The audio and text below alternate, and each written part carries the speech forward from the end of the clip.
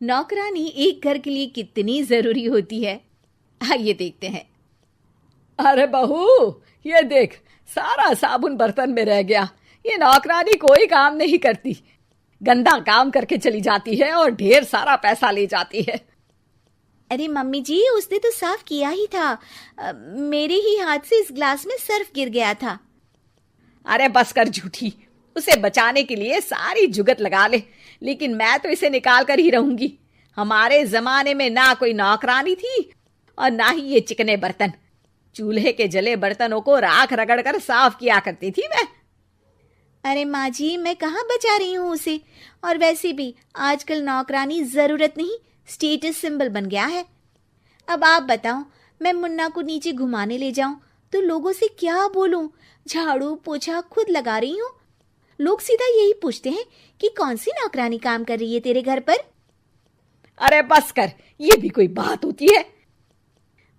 Mummy जी, आप नहीं समझेंगी। शाम को नौकरानी घर आकर काम कर ही रही होती है कि सास को कहती है, माँ जी, एक बात बोलूं, बुरा न मानना।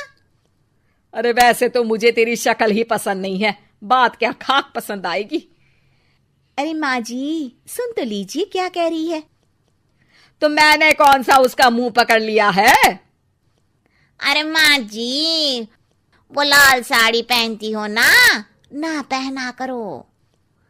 सास का गुस्सा अब तो 7वें आसमान पर होता है।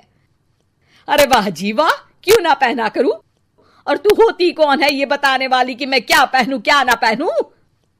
अरे माँ जी, पूरी बात तो सुन लो, वो बोलना क्या चाह रही है।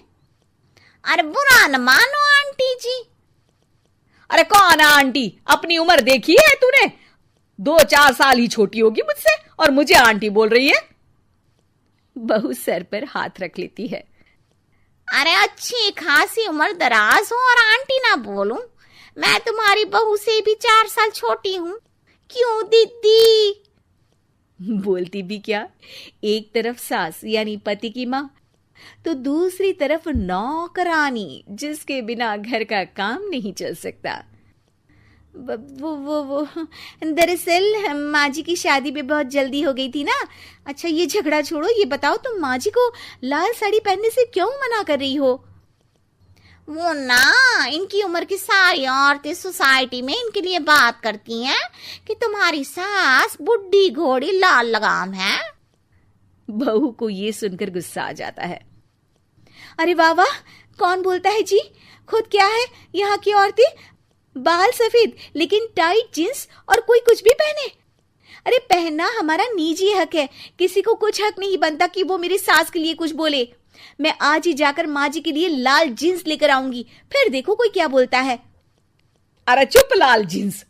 अरे सुन नौकरानी की बच्ची, जाकर बोल दे उन लोगों से कि उन लोगों की तरह मैं उड़ती नहीं फिरती हूँ घर बार छोड़कर।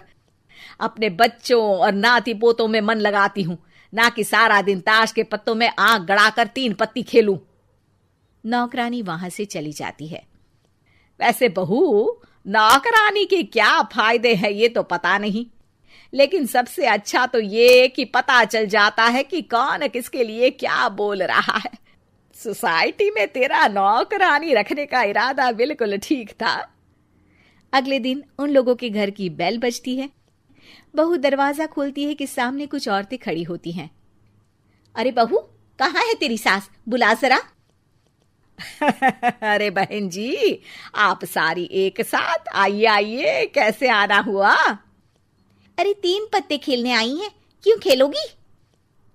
क्यों नहीं, वैसे भी बड़े दिन हो गए, एंटरटेनमेंट हुआ नहीं। बहू जा जाकर पकोड़े तो बना ला। अरे बस करिए, आगे कुछ पीछे कुछ। वैसे तो कहती है कि परिवार पर ध्यान देती है, हमारी तरह 3 पत्तियां नहीं खेलती। हमने कौन सा परिवार छोड़ दिया? सास सक पका जाती है। अब ये किसने कहा? मैं तो कहती हूँ कि मैं भी थोड़ा बाहर निकलूं। आपने ही तो कमला नौकरानी से ये सारी बात की थी। सास और बहू को अब सारी कहानी समझ आ जाती है कि सोसाइटी की औरतें क्यों भड़क रही हैं। माफ करिए आंटी, मैं छोटी हूँ, लेकिन फिर भी पहले तो आप लोगों ने माँ की लाल साड़ी का मजाक उड़ाया था ना।